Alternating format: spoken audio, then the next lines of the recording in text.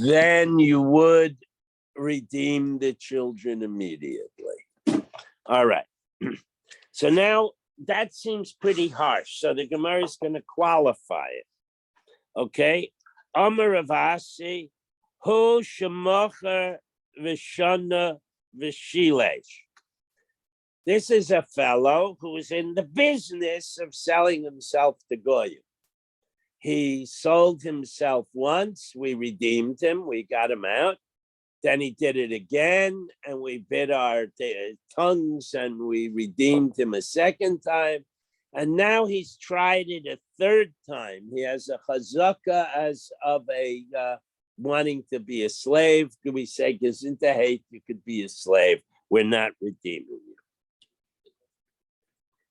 Hanhu b'nei Michse. There were people in a town called Bey Michse who were pretty poor people, and they regularly borrowed money from Goyim. The Yasfe Zuze Me'ovdei Kachavim v'lo havi lahu lemifre'inahu.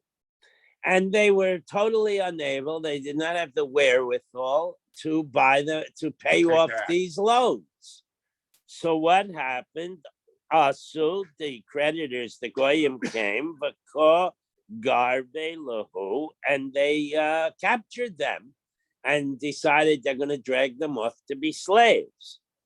So the Gemara says they came before Rav Huna. Maybe they sent a shliach. Maybe the bad guys gave the lenders, not the bad guys, gave one of them like a parole so he could go ask a shaila. So anyway, Asul Akami Rav Huna, so they went to Rav Huna for a psak that they should be redeemed. Amar lahu my evid lahu.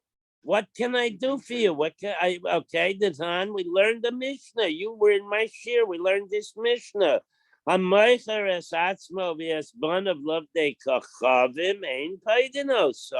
we do not redeem such people. So somebody, Rav Abba, is sitting there, or he's on this bezdin of Rav Huna, and he points out the ruling of Rav Asi. Amalei Rav Abba says, Rabbi, you yourself taught us that this ruling doesn't kick in until the third time the guy sells himself. So Amalei Rav Huna said to him, Hani Margel Raglei da Avdei Hachi. These guys do this over and over on a regular basis. So they've run out of chances and we can't redeem them anymore. Now we're going to tell us interesting story about Rish Lakish. Rish Lakish. In my yeshiva, we called him Rish Lakish. What do you want? All right. There was a neighboring group of non-Jewish people who were cannibals, and they would capture people and eat them. So in his youth, Reish Lakish was a buvan. He was big, he was strong, and he was leader of a bunch of bad guys, and he was had no fear of anything whatsoever. So we're now going flashback to when Reish Lakish was a young man, and he came up with a scheme how to deal with these cannibals, okay? Hahu Gavra, there was a fellow, we'll get to Reish Lakish. Tizavin Nafshe Ludoi. This man sold himself. There was a voluntary act on his part to these Ludai, who were the cannibals. Also, Rebbe Ami. So he comes to Rebbe Ami, or sends a shliach in his behalf to Rebbe Ami, and he asks, pair can bail me out, pay them off and get me out of here. Amalei, he replies to Nan. Hamaycher atzmo esbanav la'avdei kachavim ein pidyon. Oh, so we do not redeem you. Aval pidyon esabanim, but we do redeem the children, mishum kilkula, because they would be very negatively affected if we don't, meaning that they're captives of Goyim. The Goyim will make them be Mechal Shabbos, they'll give them non-kosher food, etc. Mishum Kilkula. That's the reason we redeem the kids. V'chol shekain hacha. So certainly, in your case, where there's a death threat, the Ika Katola, that there's a possible death threat, they would eat you, we should redeem you. So other rabbis said to Rav Ami, Amrele Rabbanan the Rav Ami, the other rabbi said to Rav Ami, Hi Yisrael Moimorhu. This guy is a mumar. He is a he is lahaches to be to not follow the Torah rules. Okay? The kachazule, the ka'achil nevela sutrefos. He eats non-kosher food. So Omer lahu Saravam. They shouldn't redeem him. Right. So we had a list. There is a list of people you do not redeem, and one of them are people who have disassociated themselves from the Am HaKodesh, from the Kehillah. So, but Rav Ami has mercy on this guy, and he tries to defend him. Amar lahu ema l'teyavon hu deka'achil. Maybe he didn't do it lahachis. He was just tempted. He had a craving for for a sirloin steak. So, and that's why he's not considered a mumar. He's considered a weakling, and we should still redeem him. So Lubi Omerle, the other rabbis said back to him, V'hazimnan, the Ika Hatera, the Isura Kaime. There are occasions where he has a rib steak and a sirloin, both kosher and not kosher meat in front of him. And Shavik, Hatera, he pushes away the kosher meat, V'yachal Isura, and he eats the forbidden meat. So therefore, he's a lahachisnik and he's a genuine mumar. So Amar Le, so then Rav Ami said to this fellow, Zil loka shabki da Afrikinon. Go, I can't help you, leave. The other rabbis forbid me from redeeming you. Okay, now we get to the famous story about Rish Lakish, because we have this issue with these Ludoi who are eating Jews.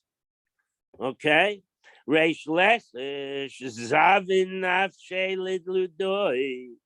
Rish Lakish sold himself to these Ludoi.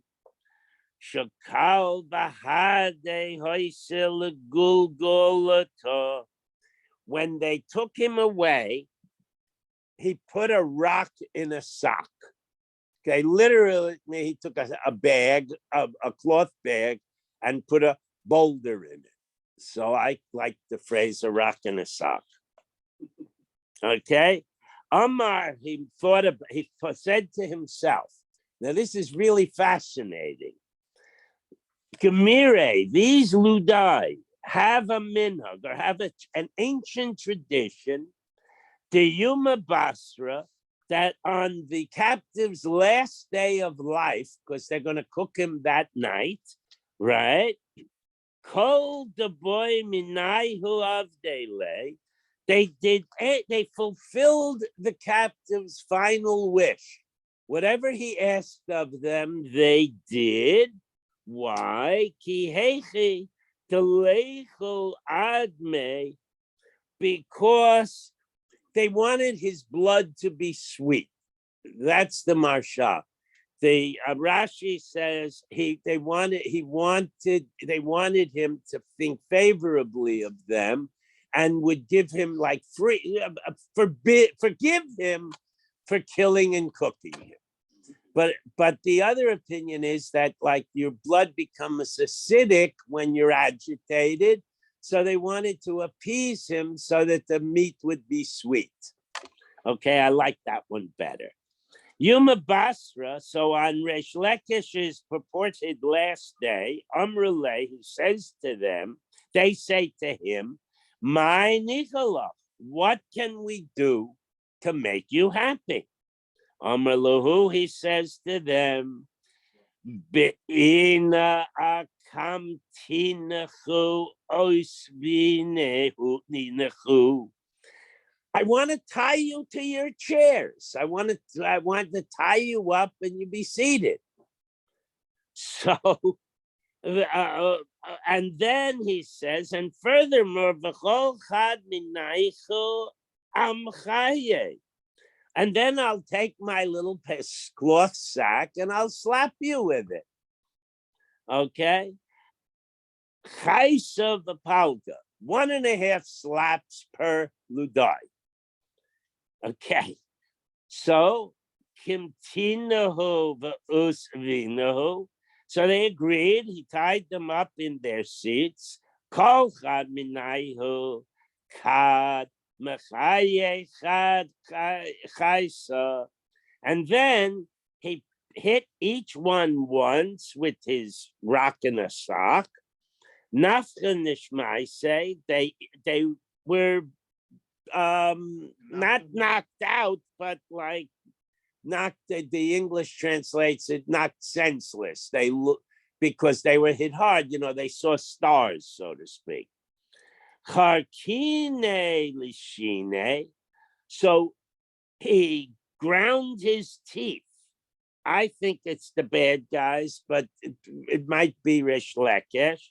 And then he heard this noise.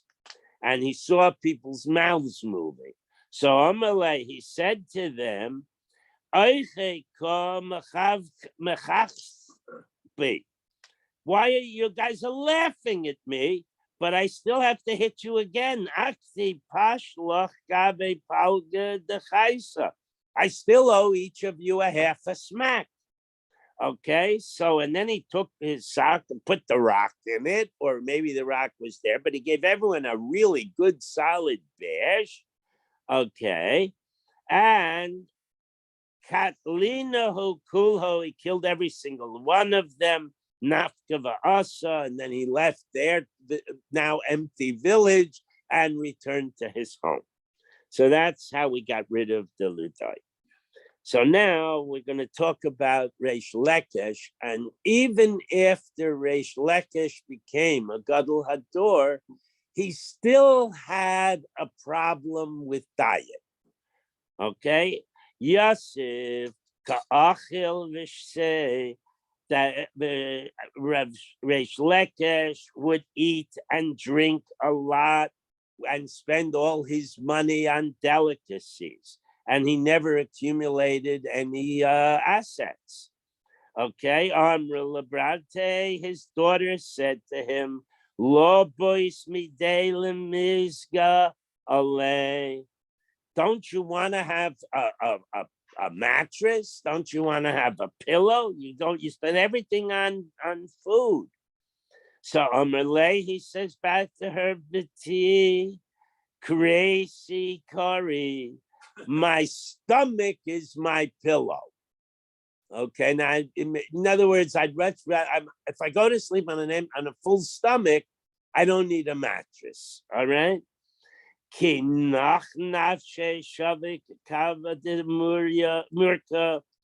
he died,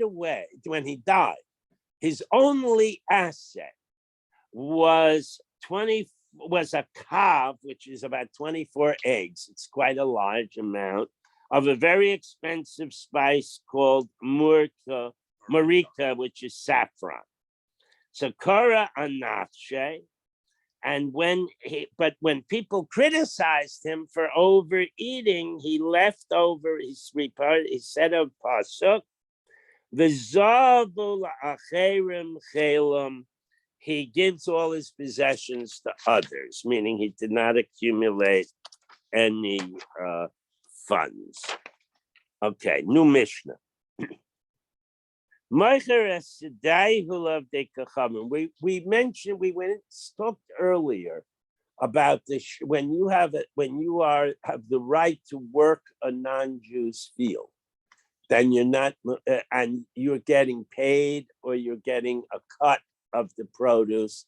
According to that Mishnah, the produce was pater from Trumas and Maasros because it was a goy's land. And now we're going to discuss, what if it's the goy's land, but you own the produce? Because the pasuk says, "Dagoncha," your grain. All right. You sell your field to a non-Jew. Now, this is where the field is in Israel. We're talking about in Eretz Yisrael, obviously, not in Brooklyn. And it's not Ebbets field. And you have already planted grain. And it's grown enough that you can identify the tallest piece, wheat plants, and label them as Bekurim. Okay, that's what we're talking about. Lo keach umevi mimenu bechurim. He has to buy back from the goy the specific stalks of wheat that were labeled as bikurim and bring them to the Beis Hamikdash, mipnei tikkun ha'olam, because it's a takana to make things better. So we immediately realize it's only midrabanan, etc. Okay. Rava, afal pi she'ein kinyan lavdei kachavim be'eretz Yisrael. Even though there's a shita that a non-Jew may not acquire land in Eretz Yisrael, if the kinyan is invalid anyway.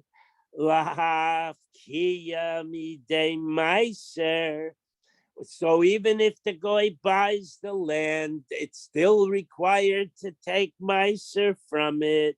So this is different than the previous Mishnah. Shenemar, as it says in the pasuk, God says, Ki li haaretz, I own Eretz Yisrael, and you don't have permission to give it to goyim.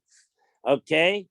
Li kedusha sa'aretz, to me the land, I'm the one that created the sanctity of the land, and therefore you can't just violate that sanctity or remove that sanctity by selling it. Nonetheless, avul yesh kinyan love de kachavim be'eretz Yisrael, but you can sell land to a goy, lachpor ba'boiros shichin and ma'aros. These are part of the water systems, wells, aqueduct, viaducts, whatever. Okay.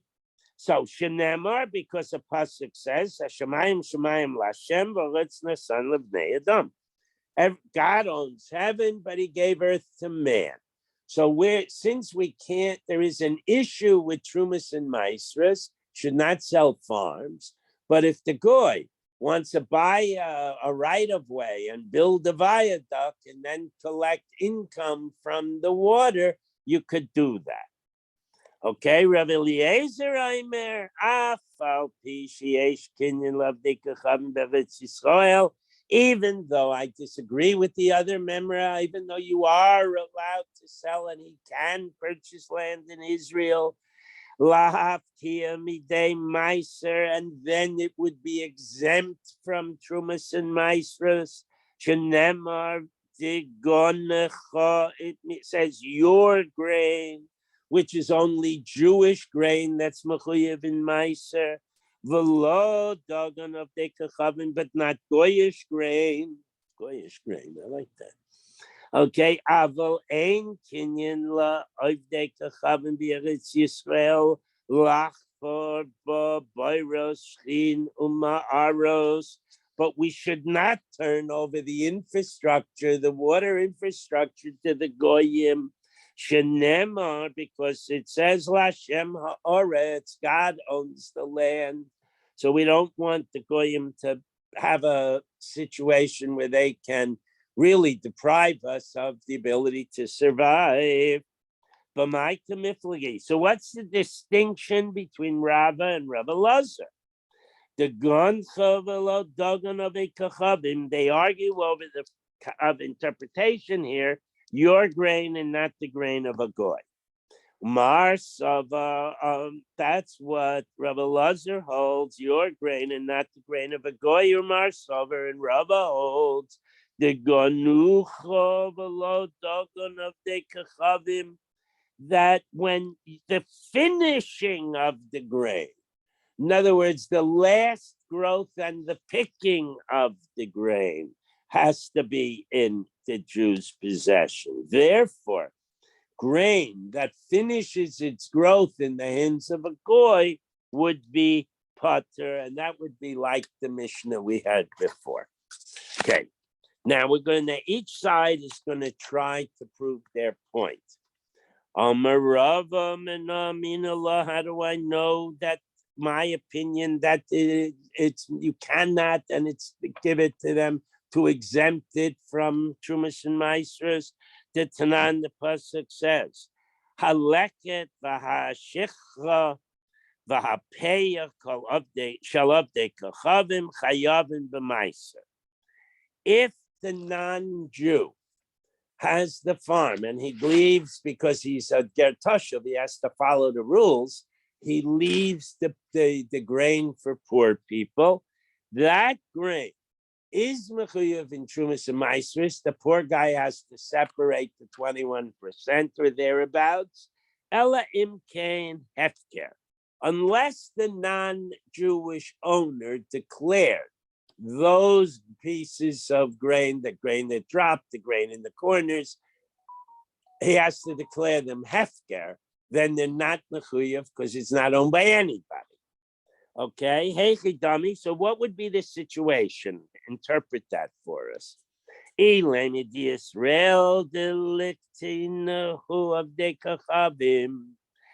you say it's a Jew's land and it was the non-Jew, poor non-Jew that collected the pieces you're allowed to take, then okay, Ella imkain hefker. Then why does the Mishnah say it's still mechuyev in Trumas and Maasros unless the owner declares it hefker? When once the person picks it up for himself, it's hefker. Because Doesn't his. he acquire it? Correct. Yeah. Right. So they're here, but it was grown by a Jew. Right. So here they're saying, what they're saying is, even if you want to argue that theoretically, the goy has to take Trumas and Maasros because it was grown by the Jew. How many goyim do you know that take Trumas and Maasros? That's ridiculous. The Gemara is making the point. It's ridiculous to assume that this poor non-Jew is going to give away a little bit over a fifth of everything he collects. So it can't mean that. That doesn't make sense. Elalav. So what do we have to say? The Ovid Kachavim V'liktino Yisrael, that the goy grew the grain, and the Jew who is, albeit poor, but he's knowledgeable, and that he knows that Jewish grain needs to have Trumas and Maasros separated, so he'll give this a little over a fifth away to Kohanim and Leviim and poor people, okay, or to take, okay. V'kochavim shalaktehu Yisrael. It's the goy who grew it and the Jew that gleaned it. Taima the hefker halo hefker chayim. So therefore, if the goy wants to benefit the Jews and say they can get more grain from the same effort, he can be mafkirit, so it's ownerless. So when growing, there was no owner, retroactively, so to speak. And now when the Jew takes it, it's putter. And he can keep it all. Okay? So we see from this discussion that even if it's grown by a goy, it is mechuyev in trumas and maestras. And that was that. So that's a Rabbi. I'm sorry, that's Rabbi's proof. So low. No, you got it wrong. Li'aylam Yisrael v'liktina hu abdei kachavim. No, we're talking about it was grown by a Jew, and the non-Jew gathered. Udaka amat ha mafkire kaime.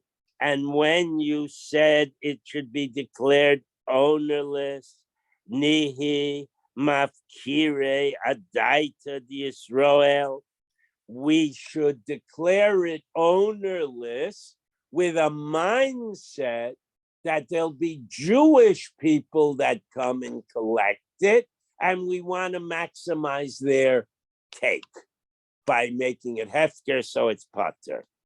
Adaite David Tachavim mi mafkire.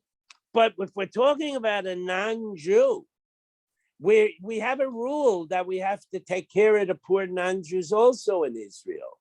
But if we do not make it hefker, then he has to give to the Kohen, to the Levi, and to the poor Jews. So why would we make it hefker? We're only hurting ourselves. Okay? So we wouldn't do that. So we see from this that even though that they are not exempt from tithes, even if a goy gathers it, and we would we would make him give the tithes, and therefore we see again that you do have to give the tithes, even a goy. Tashma, let's try a Rav Elazar proof. Yisrael shalokach sada avitachavim.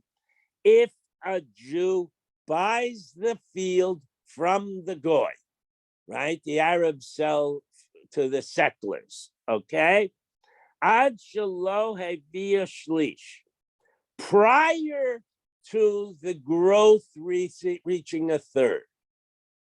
So it's just newly planted and you buy it right after Pesach, say. Okay? Chayaves b'maiser. You are now obligated when you eventually harvest it to give trumas and maisris, shekvar nischayva, because the minute you bought it, it was only tiny little new growth, and therefore you're chayav in trumas and maisris. So the implication of that is nischayva ein. Only if it's little, you would have to bring trumas and maisras. No, lo nischayva, but if it was after the 1/3 growth moment, then you would not be obligated. So this, according to Rav Elazar, is a proof that it's only because the Jew bought it early in the growth that it's chayav. So the implication is if it's a goy retains it to harvest time or even to just before harvest time and you buy it, you're not mechuyev. Again, like the Mishnah we learned earlier. So exactly what are we talking about? So the Gemara is going to oblige by sort of a compromise. When Yehoshua conquered Israel, the borderline of Yehoshua's conquer, everybody agrees is kedusha and trumas and maisris, etc. Yovel, all of that stuff is min haTorah. It's the Raisa. But later on in history, David HaMelech expanded the country. He captured other land. Now that land min haTorah is not mechuyev because it wasn't from the original Yishuv. And the Gemara is going to express that in terms of it wasn't the whole people, it was a one-man conquer. So the rabbis impose midrabanan a requirement of Trumas and Maasros on the Davidic conquests. All right? What are we talking about? Syria. We're talking about a land now in Jewish control in what once was Syria. Kasa'avar, and the Brisa Tana says, Kivush Yochid Lo Shmei Kivush. When it's conquered by one person, private conquest, it's not called Kivush. That's not a conquer on behalf of the Jewish people, that it's now part of Israel Mamish and Mechuyev in Trumas and Maasros. But it is Mechuyev Midrabanan. So here, if you're talking for a Jew, it's only Midrabanan. So a Goy would be Pater Lagamri. All right? Toshma, we can prove that. Yisrael Vavet Kachavim Shalachu Sadav B'Shutvus. If a Jew and a non-Jew chip in and buy a piece of land jointly, turn the page. Tevel v'cholin ma'orovin zebazeh. If we're assuming they're 50-50 partners and you harvest the grain, half of the grains of wheat are tevel, the Jews half, because it's an undivided interest. And half of the grains of wheat are the non-Jews, and they're chulin, they're putter from Trumas and Maasros. Divrei Rebbe, that's what Rebbe says. Rabban Shimon ben Gamliel Omer shalav dekachavim putter shel Yisrael chayiv. The half that's owned by the goy is exempt from Trumas and Maasros, but the half that's owned by the Jew is mechuyev in Trumas and Maasros. So the way to look at it is, according to Rebbe, it's an undivided interest. Everybody owns from every place in the pile. According to Rav Shimon ben Gamliel, we use Breira, and we say this half is the Jews, measure it, take your Trumas and Maasros. This half is the Goy's, he gets to keep it all. Okay? Now, Atan lo pligi, they don't really argue Ela Lamar Sober, except that one says Yesh Breira. Rav Shimon ben Gamliel says you do Breira, you divide it into two halves, and you make the assumption that retroactively these were always the Jews and these were always the Goys. Okay, Omar Sovar ain't Breira. Rebbe says you can't do that. There's no real Breira here. Aval de Kule Alma Yesh Kinyan Lavdika Chavim Beretz Yisrael Lahafika Miad Meiser. But apparently they both agree. They didn't object to the partnership. So they both agree that a non-Jew may acquire land in Israel, and if he farms that land, it's exempt from Trumas and Maasros. Okay, everybody clear on that? Very good.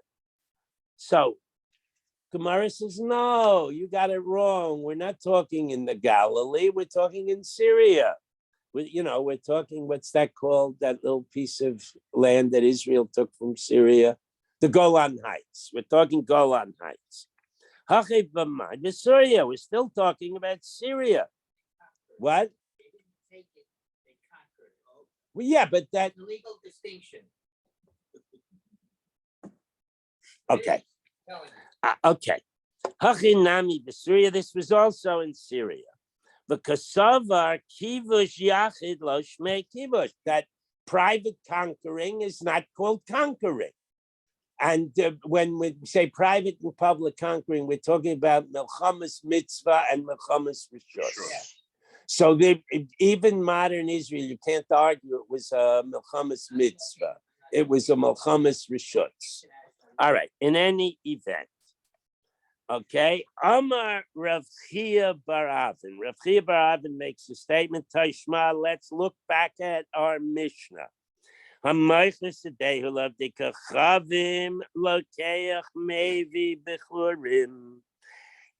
the Jew sells the land to a goy and the grain is already growing more than a third, he has to designate the Bikurim, and he has to get in the deal, make the goy agree that when he comes to harvest, he can buy back the grain that was Bikurim, and he can take it to Jerusalem in fulfillment of the mitzvah of Bikurim. Okay.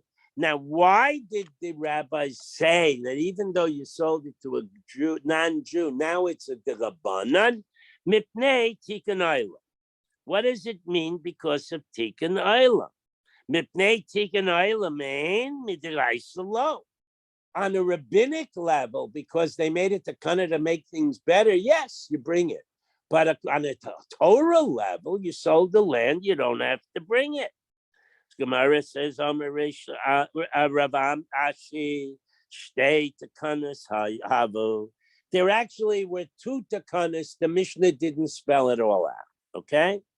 Me Ikara, Havu, Maise, Midiraisa. Originally, when they sold the land to the non-Jews and the grain was already growing more than a third, it was still diraisa because they owned the grain when it was growing, and they owned the underlying land. So it was there for still, and it was a substantial growth. So they made a deal in the contract with the goy that they get to buy the grain back just as a nicety and take it to Yerushalayim as a diraisa because it was Jewish grain when it grew.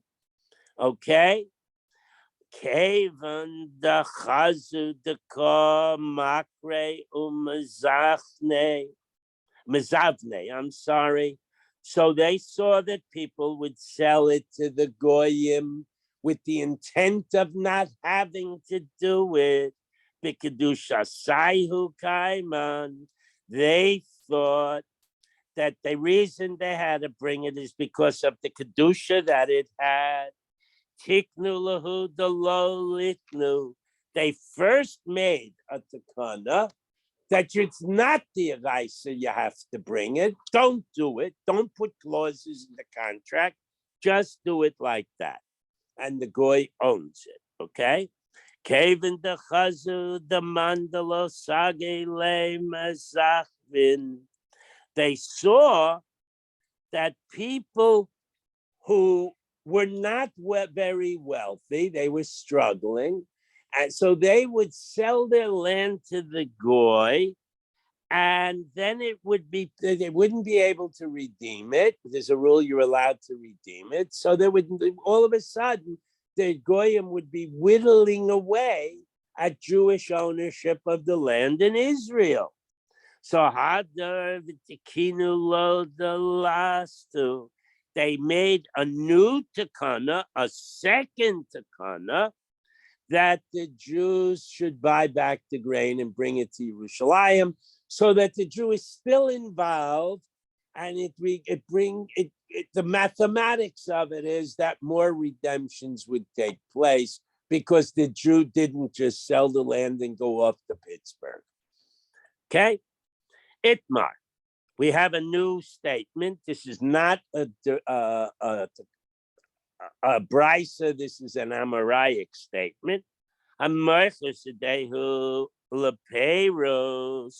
What if you sell the land, but you're not selling the underlying land? You're giving the goy a lease that he can farm your land. And he can harvest the grain. Now, notice I didn't say he owns the grain. We'll get there. Okay, so Rabbi Yochanan Aimer, maybe the Jew has to buy back the Bikurim, and when he gets to Yerushalayim, he can recite the paragraph. If you want to know what it is, you can find it in your Haggadah. Avia, Rami, Ovid, blah, blah, blah. That whole paragraph is what they recited with the Bikurim. Reish Lakesh Aimer, maybe he does buy it back and bring it, but it's only rabbinic, and therefore he does not read the paragraph. Rabbi Yochanan Omer, maybe the Korei, he does read the paragraph. Kinyan Peiros Kinyan Haguf Dami. that owning the right to produce is equivalent to owning that which is produced. Okay? Reish Lakish, Aimer, maybe the Curry, he does not read the paragraph. Kinyan Paris, Lav, the Kinyan Aguf dummy. He has harvesting rights, but he doesn't actually acquire ownership of each stalk from each plant. Okay, Doesn't really acquire the land. He and that's d- right now. Here's you can't the say the right. fussing. Here's how it works. Okay, the owner of the land, the plant launches roots into the land, and the plant derives its nutrients from the land. So, in a sense, the plant is a straw sucking up the land, the water, the nutrients in the land. So the plant is really attached to the land, and who the owner of the land is the owner of the plant because it can't grow without the land. So the one opinion is that he has the right to harvest it and sell it. He paid for that right. But the landowner still owns titularly the plants. The other opinion is no, I bought the plants. And I bought the right to suck nutrients from the soil. That's my plant on you. True, it's on your land, but I paid for it. It's my plant. Okay. Yochanan challenges Reish Lakish. Ola Beisecho.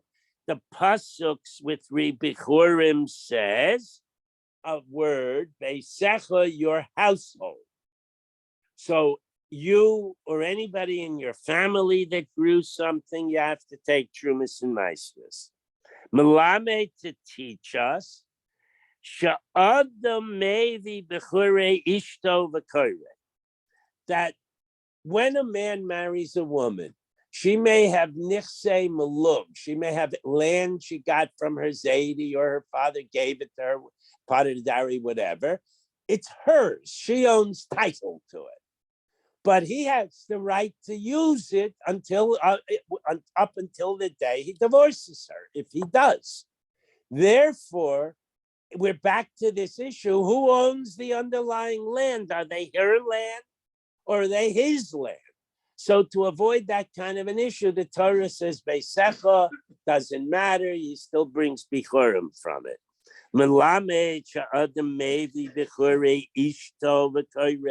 He does bring the grain he grew on his wife's land, and he does read the paragraph.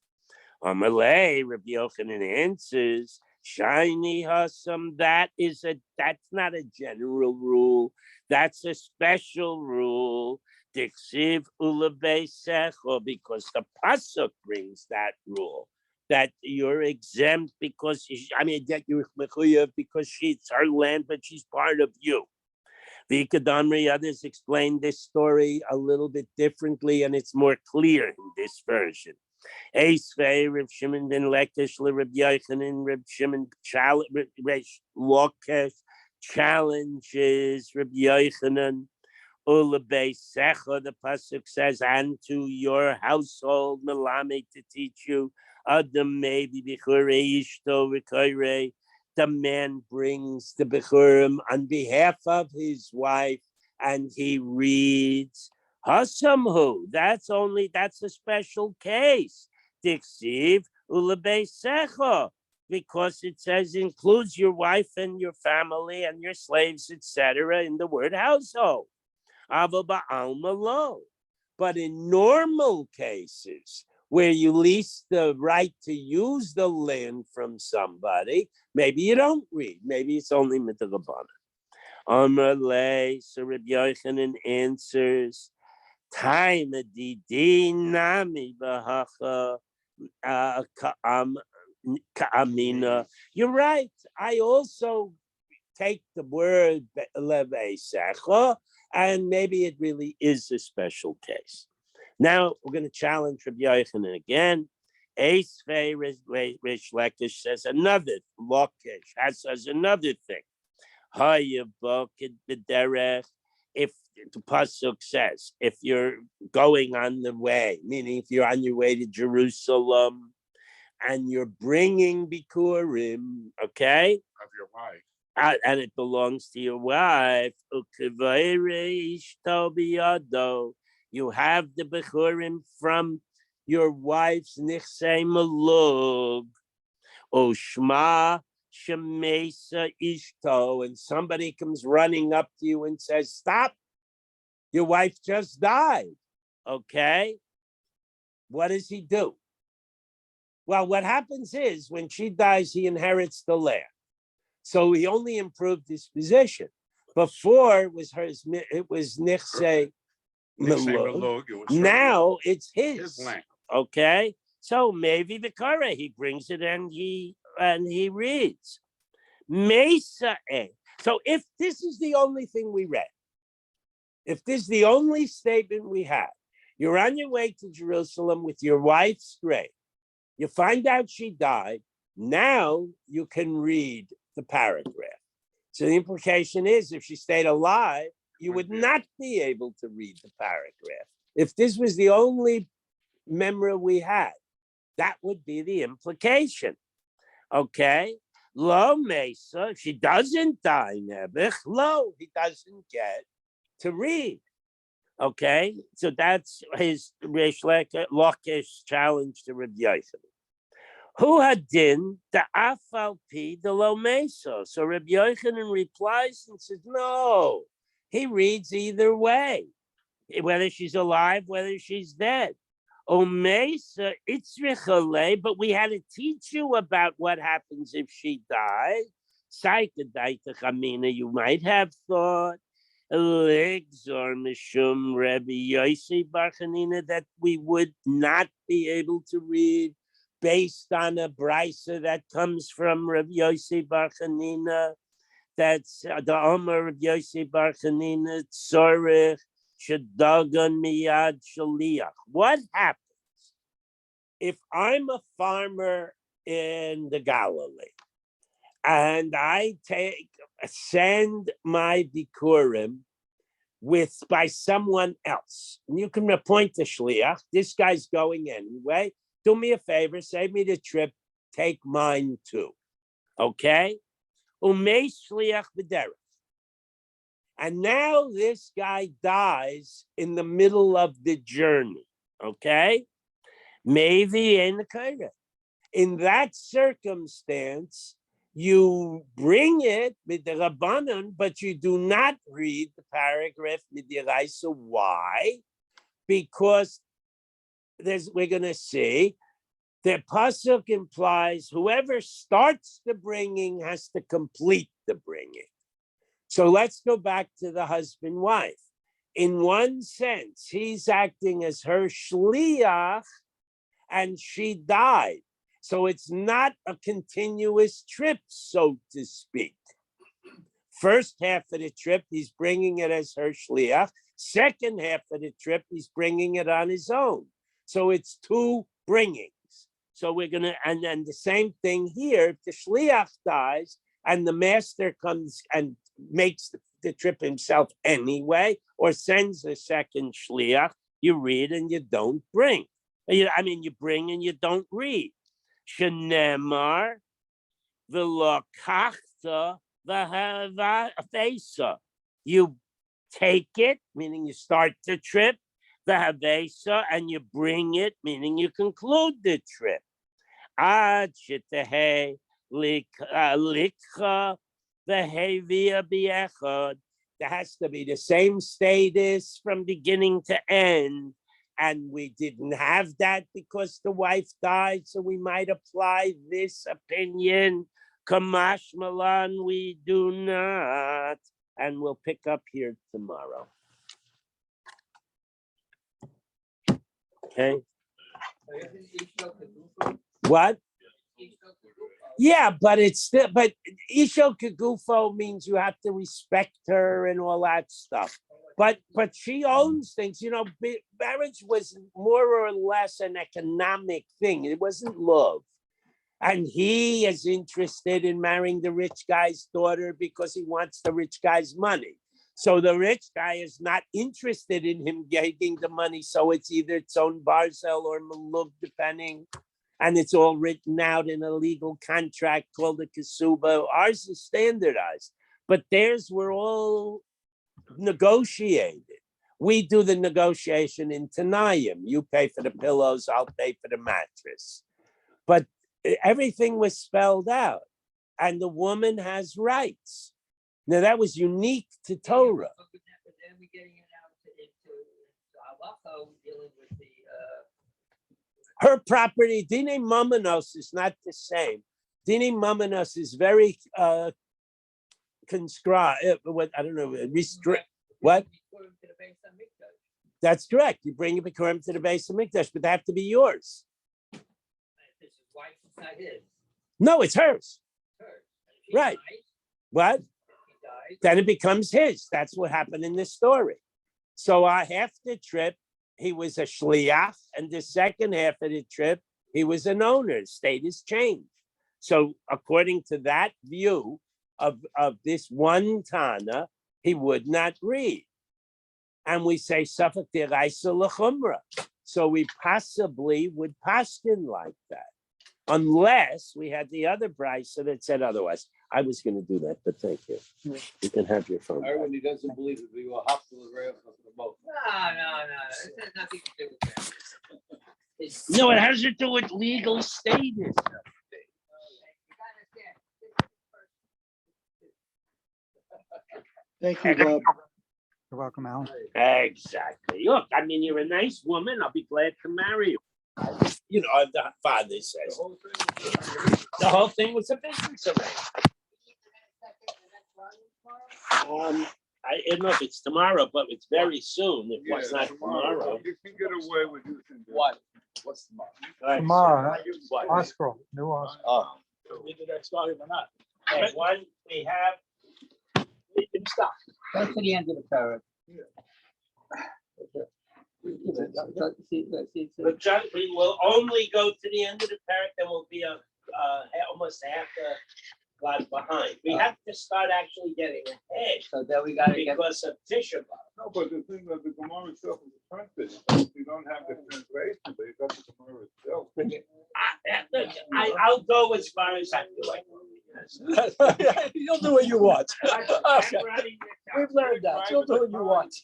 My ball, I get to pick who plays on my team. Okay. Bring the Gemara. Bring the other Gemara. Wouldn't hurt.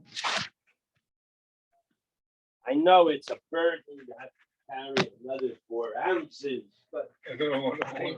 Huh? 14 ounces. Well, you got the big one. That's not as heavy. Thank you, Rabbi Goff. You're quite welcome Well, to me. Right, all the guys over there. Everybody else to me. My son, Robert. yes, thank you.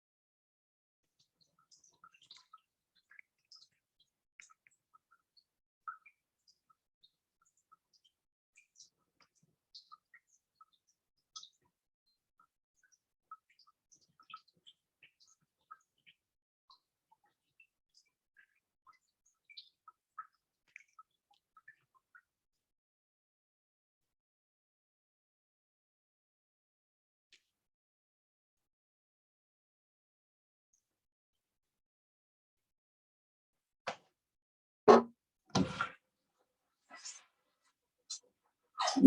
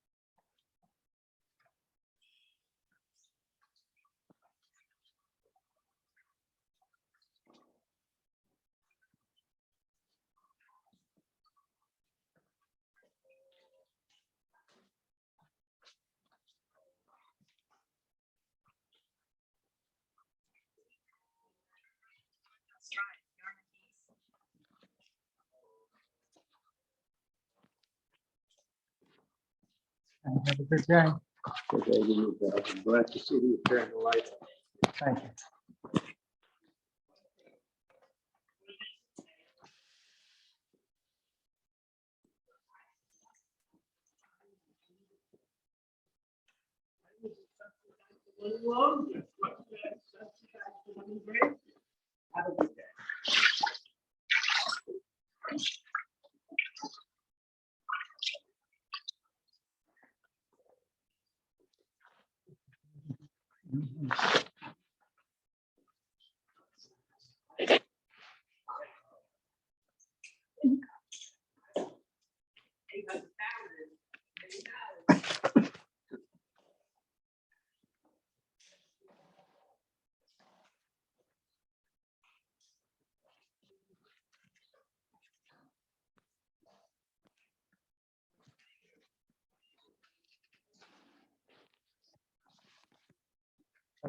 Morgan.